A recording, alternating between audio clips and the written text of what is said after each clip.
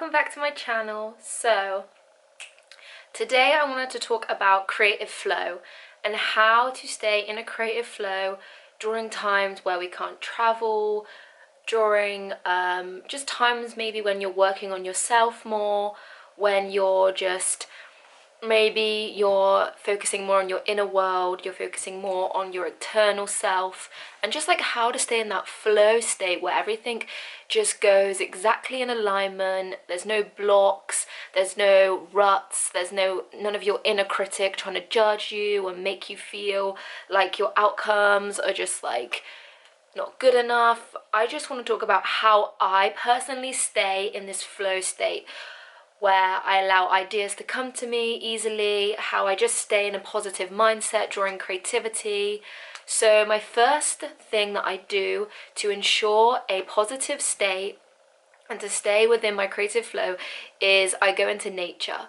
Now, for me personally, when I go into nature, I recognize that I am connected to everything. I am connected to the birds, to the trees, to the grass, like everything I am one with. And that might sound a bit kooky or whatever, but that is how I feel. I feel drawn to being in like wide open spaces where I can feel that sense of freedom.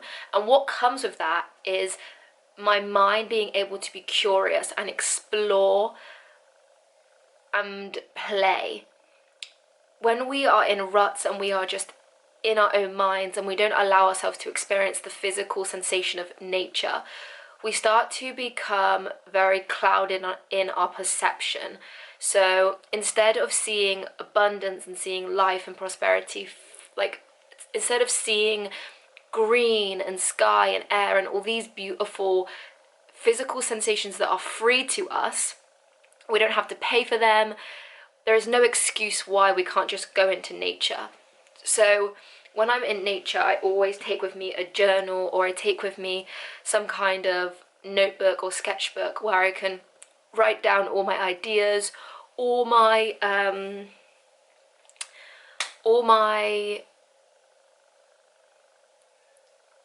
best ideas, and I recognize that I am a vessel, I am a channel through where creativity wants to come through.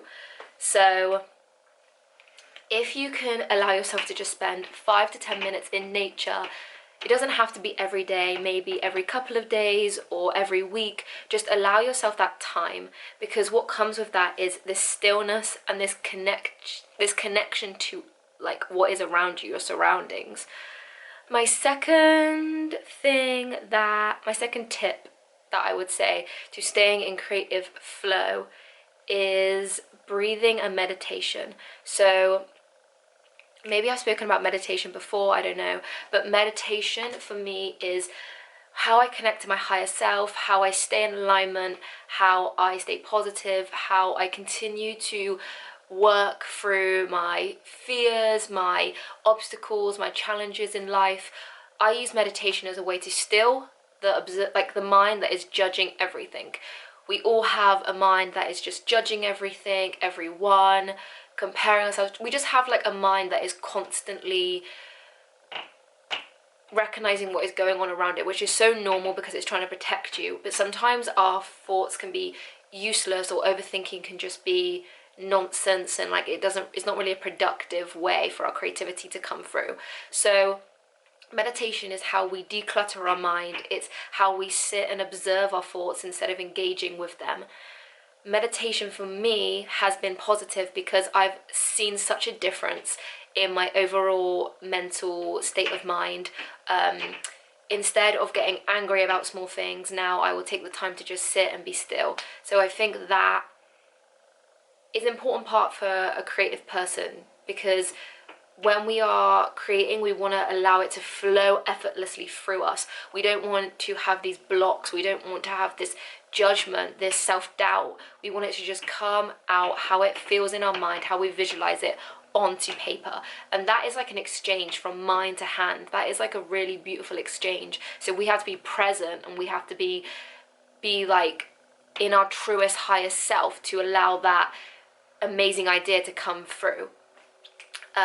So Also with meditation, I've recognized that I've started to feel a physical sensation when I meditate. So I will feel my hands tingling, which means there's no blocks in your physical body, so ideas can come through.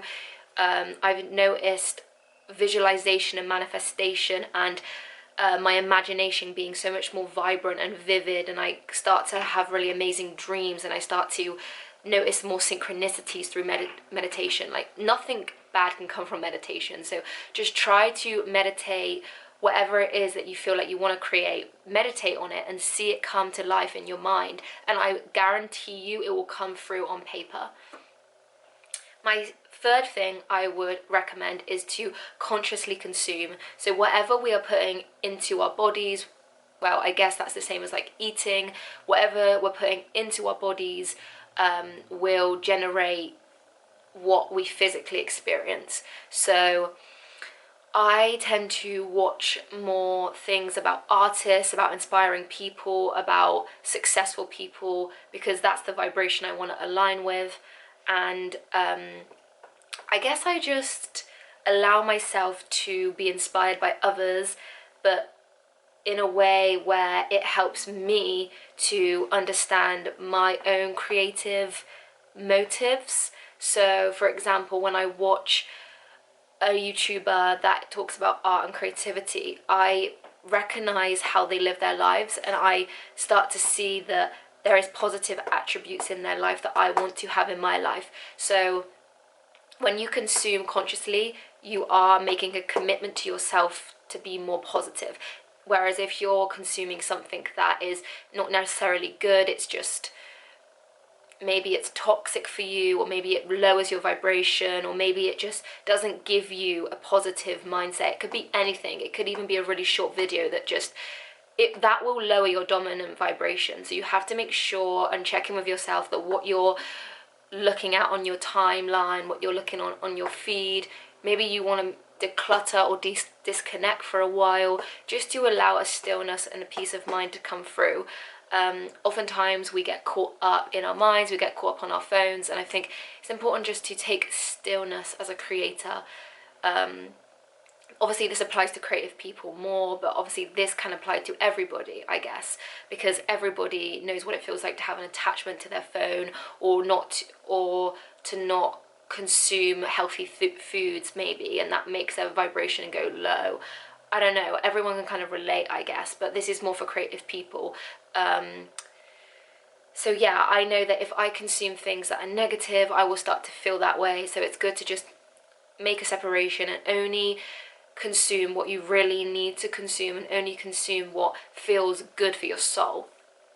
My fourth and final thing that I want to quickly talk about is judgment. I spoke a little bit about judgment, but oftentimes we get stuck with this inner critic voice, and I think that comes from and stems from a pressure, and it comes from forcing ourselves to be creative when we don't exactly feel like it. You cannot force yourself to be creative if you do not feel like it, and if you do, most of the time what you create won't be as